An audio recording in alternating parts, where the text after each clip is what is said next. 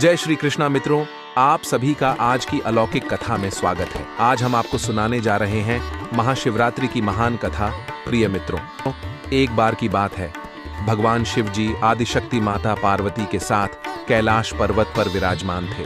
चारों ओर वातावरण में एक अनोखी शांति थी। यह मनमोहक दृश्य देखकर किसी का भी मन विचलित हो सकता था। उसी समय आदिशक्ति माता पार्वती के मन में एक प्रश्न का उत्तर जानने की जिज्ञासा उठी।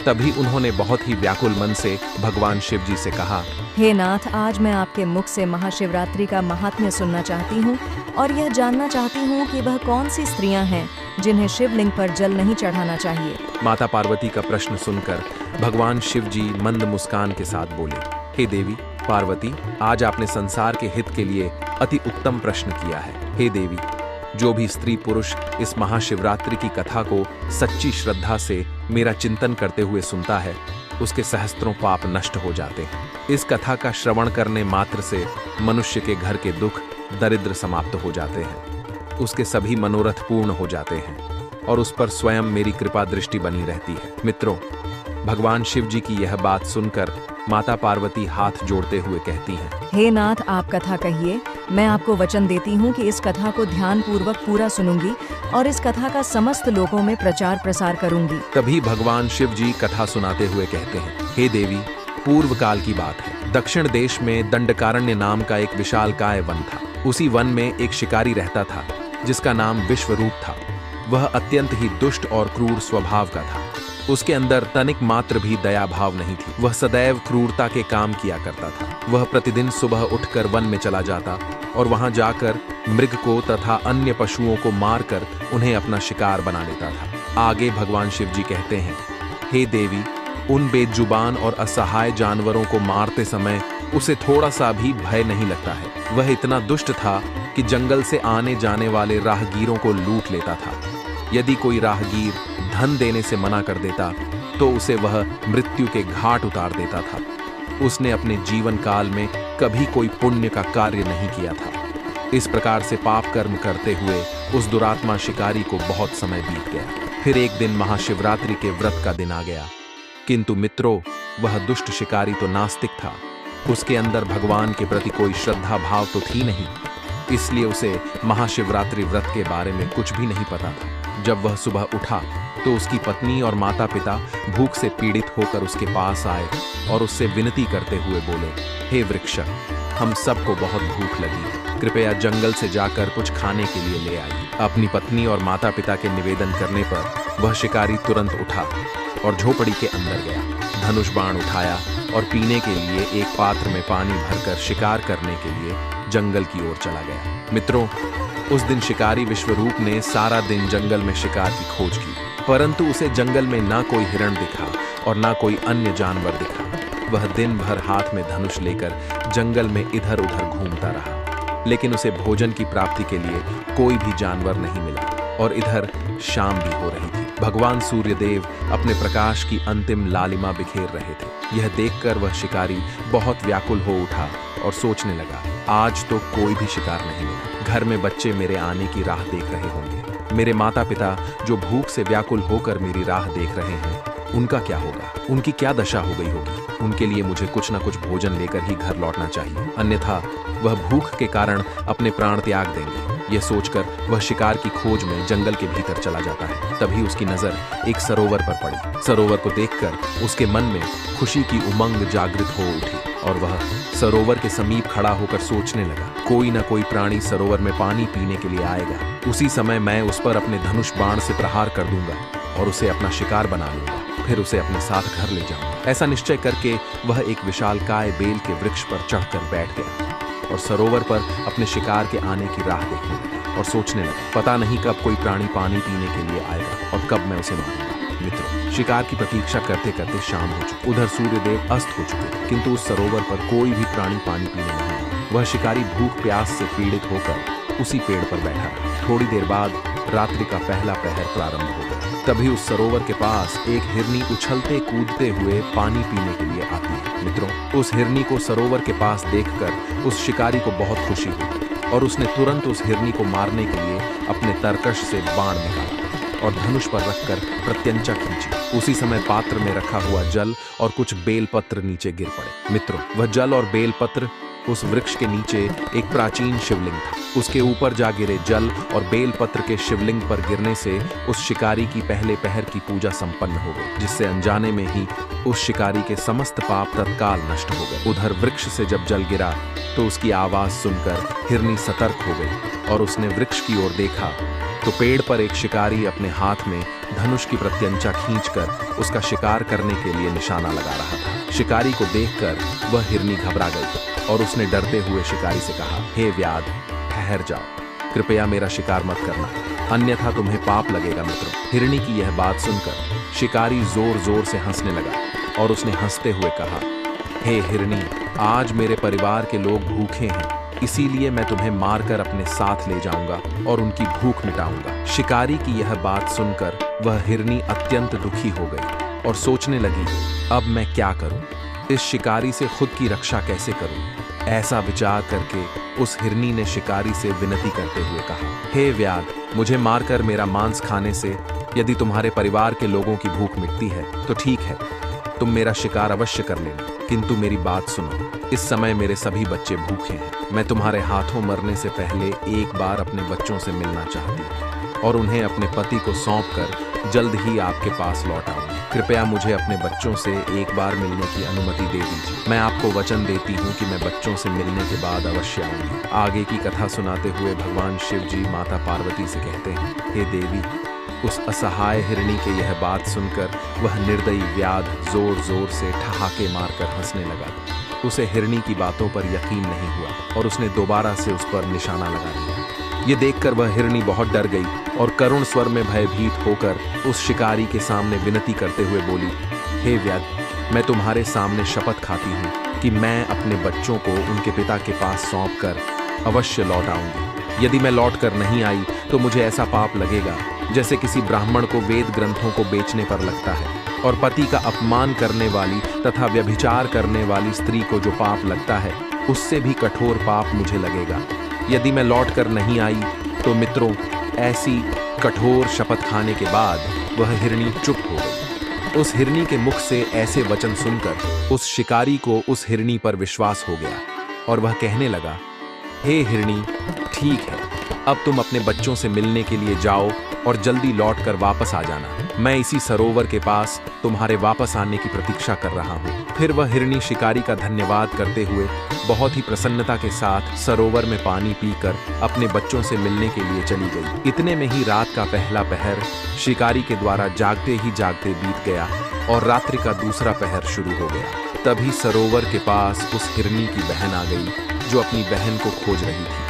उसे देखते ही उस शिकारी ने तुरंत उस पर धनुष बाण से निशाना लगाया। तभी उसके पास रखे हुए पात्र से पानी बेलपत्र के साथ दोबारा से शिवलिंग पर गिर गया। इस प्रकार से उस शिकारी द्वारा दूसरे पहर की भी पूजा संपन्न हो गई। मित्रों, पेड़ से पानी गिरने की आवाज आते ही उस हिरणी की बहन ने पेड़ के ऊपर देखा तो उस पर एक शिकारी हाथ में धनुष बाण लिए हुए बैठा था। शिकारी को देखते ही उस हिरणी की बहन ने घबराते हुए कहा, हे वन्यजीव शोधक, मेरी बात सुनो, मैं अपने आप को बहुत भाग्यशाली समझ रही हूँ।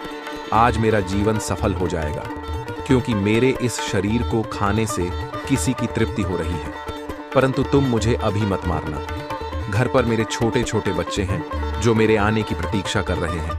आप मुझे एक बार उनसे मिलने के लिए जाने दो, मैं उन्हें अपने पति को सौंपकर तुरंत लौट आऊंगी। फिर वह शिकारी कहने लगा, मुझे तुम्हारी बात पर विश्वास नहीं है, मैं तेरा शिकार अवश्य करूंगा, पहले ही मैं एक शिकार खो चुका हूँ। यह बात सुनकर वह हिरणी भगवान विष्णु की शपथ खाकर कहने लगी, हे वन्यजीव शोधक, मैं जो कहती हूँ उसे ध्यान से सुन। यदि मैं लौट कर ना आऊं तो मैंने आज तक जो भी पुण्य किया है वह इसी क्षण नष्ट हो जाए, क्योंकि जो वचन देकर तोड़ देता है उसके सारे पुण्य नष्ट हो जाते हैं। जो पुरुष अपनी पत्नी को त्याग कर दूसरी स्त्री के पास जाता है, जो भगवान विष्णु का भक्त होकर भी शिव जी की निंदा करता है, जो अपने माता पिता का श्राद्ध नहीं करता, ऐसे लोगों को जो पाप लगता है वही पाप। मुझे लगे यदि मैं लौट कर ना आई तो मित्रों, उस हिरणी की बहन की बात सुनकर शिकारी का हृदय द्रवित हो उठा और उसने उस पर दया दिखाते हुए कहा, हे हिरणी, ठीक है, तुम जाओ और शीघ्रता से लौट कर आओ। फिर वह हिरनी की बहन भी जल पीकर अपने बच्चों से मिलने के लिए चली गई। इधर शिकारी उनके वापस आने की प्रतीक्षा करने लगा और धीरे धीरे रात्रि का दूसरा पहर भी समाप्त हो गया। अब रात्रि का तीसरा पहर आरंभ हो गया, किंतु वह दोनों हिरणी लौटकर नहीं आई। तभी उसकी नजर एक हिरण पर पड़ी। वह बड़ा ही तंदुरुस्त और हष्टपुष्ट था। हिरण को देखकर शिकारी बहुत खुश हो गया और उसने धनुष पर तीर चढ़ाया और निशाना लगाया। ऐसा करते समय फिर से थोड़ा सा जल और बेलपत्र नीचे शिवलिंग पर गिर गया। इस प्रकार उसके द्वारा भगवान शिव जी की तीसरे पहर की भी पूजा संपन्न हो गई। जब पेड़ के ऊपर से पत्तों की आवाज आई तो उस हिरण ने ऊपर की ओर देखा तो उस पर एक शिकारी धनुष बाण लिए हुए बैठा था। शिकारी को देखते ही वह हिरण घबरा गया और डरते हुए बोला, हे व्याध, आप यह क्या कर रहे हो? रुक जाओ। हिरण की बात सुनकर शिकारी रुक गया और हिरण से कहा, हे मृग, मैं अपने परिवार के लिए भोजन की तलाश में हूँ, इसीलिए अब मैं तुम्हारा शिकार करने जा रहा हूँ। तभी हिरण ने विनती करते हुए कहा, हे व्याध, अगर तुमने यहाँ पर आई हुई मेरी पत्नी और उसकी बहन को मार डाला है तो आप बिना विलंब किए इसी समय मेरे भी प्राण ले लो, क्योंकि उनके बगैर मैं जीवित नहीं रह सकता। जिस प्रकार से तुम्हारे लिए तुम्हारा परिवार महत्वपूर्ण है, उसी प्रकार से मुझे भी मेरा परिवार अत्यंत प्रिय है। यदि तुमने उन्हें जीवन दान दिया है तो मैं आपका आभार प्रकट करता हूँ और मुझे कुछ समय के लिए उनके पास जाने दो। मैं अपनी पत्नी से मिलकर वापस आ जाऊंगा। उस हिरण की ऐसी बात सुनकर शिकारी को बहुत आश्चर्य हुआ। उसके मन में रात भर का सारा घटनाक्रम घूमने लगा। वह हिरण से कहने लगा, हे मृग, तुमसे पहले वह दोनों यहाँ पर आई थी। वह भी ऐसे ही झूठे वचन कहकर गई है और अभी तक लौट कर नहीं आई है। अभी तुम खुद के प्राण संकट में देखकर झूठ बोलकर चले जाओगे और लौट कर नहीं आओगे। फिर मैं किसका शिकार करूंगा? मेरा परिवार तो भूखा ही मर जाएगा।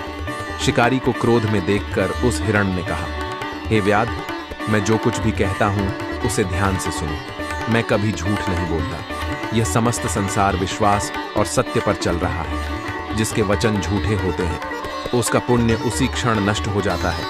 इसीलिए हे व्याध, तुम मेरी प्रार्थना सुनो। शिवरात्रि में भोजन तथा सहवास करने से जो पाप लगता है, झूठ बोलने से जो पाप लगता है और किसी गरीब और असहाय का बलपूर्वक धन हड़पने से जो पाप लगता है, वही पाप मुझे लगे। यदि मैं लौट कर ना आऊं तो मित्रों, उस हिरण के ऐसे वचन सुनकर उस शिकारी ने कहा, हे मृग, ठीक है, तुम जाओ, अपनी पत्नी से मिलकर शीघ्रता से लौट कर आओ। फिर वह हिरण भी लौटकर अपने घर की तरफ चला गया। अब वह हिरण और उसकी पत्नी और उसकी बहन तीनों वचनबद्ध हो चुके थे। वे तीनों अपने घर पर आकर आपस में बात करने लगे। सबसे पहले हिरनी ने कहा, हे स्वामी, आपके बिना हमारे बच्चे जीवित कैसे रह पाएंगे? सबसे पहले मैंने उस शिकारी को वचन दिया है, इसीलिए केवल मुझे ही उसके पास जाना चाहिए। आप और मेरी बहन दोनों यहीं पर रहो। उसकी बात सुनकर हिरनी की बहन बोलने लगी, हे बहन, मैं तुम्हारी सेविका हूँ, इसीलिए आज मुझे ही उस शिकारी के पास जाना चाहिए। तुम यहीं पर रहो। उन दोनों की बात सुनकर उस हिरण ने कहा, हे प्रिय, तुम दोनों यहीं पर रुक जाओ और बच्चों का पालन पोषण करो। माता के समान बच्चों की रक्षा कोई नहीं कर सकता और बच्चों को माता के दूध की भी आवश्यकता होती है। इसीलिए केवल मुझे ही उस व्याध के पास जाना चाहिए। अपने पति की इस बात को हिरनी ने स्वीकार नहीं किया और वह हिरण से करुण स्वर में बोली, हे स्वामी, पति के बिना स्त्री का जीवन नष्ट हो जाता है। उसे जीवन में बहुत दुख सहना पड़ता है। इसीलिए हे स्वामी, हम आपके बिना नहीं रह सकते। हम भी आपके साथ चलेंगे। इतना कहकर हिरणी और उसकी बहन हिरण के साथ उस शिकारी के पास जाने लगते हैं। उन्हें जाते देख उनके बच्चे भी उनके पीछे पीछे जाने लगे। उधर वह शिकारी उसी वृक्ष पर बैठकर उनके आने की प्रतीक्षा कर रहा था। थोड़ी देर में हिरण अपनी पत्नी और उसकी बहन के साथ उसी स्थान पर पहुंच गया। उन सभी को अपने सामने देखकर शिकारी विश्वरूप बहुत प्रसन्न हुआ और उसने उन सभी को मारने के लिए अपने धनुष पर बाण चढ़ाया। ऐसा करते समय दोबारा से थोड़ा सा जल और बेलपत्र शिवलिंग पर गिर पड़े। इस प्रकार से उस शिकारी की चौथे पहर की पूजा भी संपन्न हो गई। चौथे पहर की पूजा होते ही उस शिकारी के समस्त पाप नष्ट हो गए। अनजाने में ही उसने महाशिवरात्रि का व्रत पूर्ण कर लिया। तभी उसके अंदर से नकारात्मक ऊर्जा बाहर निकल गई और उसको दिव्य ज्ञान की प्राप्ति हो गई। उसका हृदय पाप से मुक्त हो गया और उसके अंदर ईश्वरीय शक्ति का वास हो गया। फिर वह सोचने लगा, यह सभी मृग ज्ञानहीन पशु होने पर भी धन्य है, क्योंकि यह सभी अपने शरीर से ही परोपकार में लगे हुए हैं। यह सभी सत्य का पालन करने वाले हैं, किंतु मैं तो महापापी हूँ। मैं प्रतिदिन जीवों को मारकर उनको मृत्यु के घाट उतारता हूँ। मैंने अपने परिवार का पालन करने के लिए अनेक जीव जंतुओं और मनुष्यों को कष्ट पहुँचाया है। मैंने जीवन में कभी पुण्य का कार्य नहीं किया। मृत्यु के बाद मेरी क्या गति होगी? मैंने जन्म से लेकर अब तक केवल पाप और हिंसा किया है। इतना सोचकर उस शिकारी ने अपने धनुष को जमीन पर फेंक दिया और उन हिरणों से बोला, हे मृगों, मैं तुम्हारी सत्य वाणी से अत्यंत प्रसन्न हूँ, इसीलिए अब मैं तुम्हारा शिकार नहीं करूँगा। तुम सभी अपने घर को लौट जाओ। शिकारी की मुख से ऐसे शब्द सुनकर सभी हिरण बहुत प्रसन्न हुए और उन्होंने शिकारी का आभार प्रकट किया। मित्रों, उसी समय भगवान शिव जी उस स्थान पर प्रकट हो गए। भगवान शिव जी को अपने सम्मुख देखकर वह शिकारी आश्चर्यचकित रह गया। उसे अपनी आंखों पर विश्वास नहीं हो रहा था। फिर भगवान शिव जी ने शिकारी से कहा, हे व्याध, मैं तुम्हारे व्रत से अत्यंत प्रसन्न हूँ। तुम मुझसे कोई भी वरदान मांग सकते हो। ये सुनकर वह व्याध भगवान शिव जी के चरणों में गिर पड़ा और कहने लगा, हे प्रभु, आज मैं आपके दर्शन करके धन्य हो गया। अब मुझे कुछ भी पाने की इच्छा नहीं है। आपके दर्शन मात्र से ही मेरे जीवन का उद्धार हो गया। मैं धन्य हो गया। तभी भगवान शिव जी ने उस शिकारी से कहा, हे व्याध, अब तुम मल्ल राज्य में जाकर निवास करो और दिव्य भोगों का उपभोग करो और अपनी कुल को आगे बढ़ाओ। भगवान शिव जी की यह बात सुनकर व्याध विश्वरूप भगवान शिव जी को प्रणाम करता है और उस स्थान से प्रस्थान कर जाता है। उसी समय वे सभी मृग भगवान शिव जी के दर्शन करके मृग योनि से मुक्त हो गए और भगवान श्री हरि के चरणों में चले गए। उसके बाद वहां पर एक दिव्य प्रकाश उत्पन्न हुआ और भगवान शिव जी अंतर्ध्यान हो गए। मित्रों, आगे भगवान शिव जी माता पार्वती से कहते हैं, हे देवी, जो भी मनुष्य जाने अनजाने में महाशिवरात्रि का व्रत करता है, उसका मैं सदैव उद्धार करता हूँ और उसे समस्त पापों से मुक्ति मिल जाती है। आगे भगवान शिव जी कहते हैं, हे देवी, इस प्रकार से आज की यह कथा समाप्त हुई। इस प्रसंग को सुनने के बाद आपने महाशिवरात्रि व्रत का महामत्य जान लिया होगा। तब इस प्रकार से आज का यह ज्ञानवर्धक प्रसंग समाप्त हुआ। आशा करते हैं आपको यह प्रसंग पसंद आया होगा। एक बार सच्ची श्रद्धा से जय भोलेनाथ, जय हरि विष्णु अवश्य लिखें। प्रिय मित्रों, वीडियो देखने के लिए आप सभी का बहुत बहुत धन्यवाद।